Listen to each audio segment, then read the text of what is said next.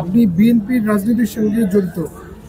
এর কারণে কি গত ১৬-১৭ বছর আপনার সিনেমা জগতে কোনো চাপ ছিল কিনা সরকারের পক্ষ থেকে? অবশ্যই থাকে, অবশ্যই থাকে। আমি তো বিটিভির ইনলিস্টেড আর্টিস্ট 82-83-তে। আমি তো বিটিভির কোনো অনুষ্ঠান, কোনো নাটক করিনি।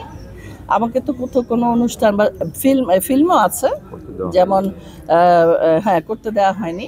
ফিল্মেও আছে, পলিটিক্স সব জায়গায় আছে।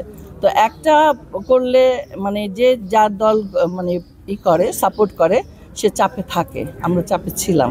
সেই সময় কোনো সিনেমা বা কোনো অভিনয় আপনাকে বাধা দিয়েছিল? হ্যাঁ, বাধা। হ্যাঁ, ছবি তো নাই, ছিলই তো না। এখন তো আমি কয়েক বছর তো ম্যাডামের কোনো সিনেমাই নাই। ধ্বংসের দ্বার প্রান্তে নিচে ধ্বংস। আমাদের ফিল্ম তো শেষ, ফিল্ম শেষ। ফিল্ম ইন্ডাস্ট্রি এখন নাই, ডেড সিটি। আসবে না আর, শুধু ওই কারণে না, সব কারণেই। যেমন শিল্পী নাই, ভালো ডিরেক্টর নাই, ভালো গল্প নাই। আমরা তো এফডিসিতে কাজ করি না কত বছর, বাইরে বাইরে কাজ করি। মনে হয় না যে 6-7, আরো বেশি হবে এফডিসিতে শুটিং করছে। আমরা তো এফডিসির মানুষ।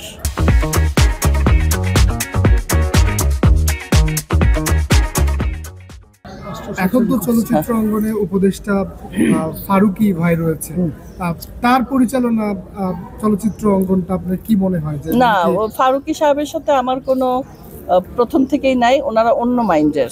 আমরা ফিল্মটাকে এক একজন এক এক রকম দেখে, ওনার হলো মিডিয়া মাইন্ডের। ফারুকী সাহেবের সাথে আমার কোনো কাজ হয়নি, কথা হয়নি। ওনারা আমাদেরকে নেবেও না, কারণ তাদের ট্র্যাক আলাদা, আমাদের ট্র্যাক আলাদা। আমরা বড় পর্দা থেকে ছোট পর্দায় গেছি, এতেই তো অনেকে হিংসা করে। আমাদের যোগ্যতায় আমরা গেছি, ওনারা আমাদেরকে ডাকে না, ডাকবে না, কিন্তু আমাদের যোগ্যতা আমরা ওখানে স্থান করে নিচ্ছি।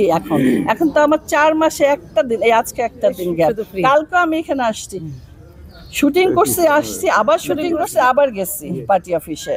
আমাদের দেশনেত্রী বেগম খালেদা জিয়ার রোগ মুক্তি কামনায় আমাদের মিলাদের অনুষ্ঠান ছিল, আরো বেশি। হ্যাঁ, তো এই জন্য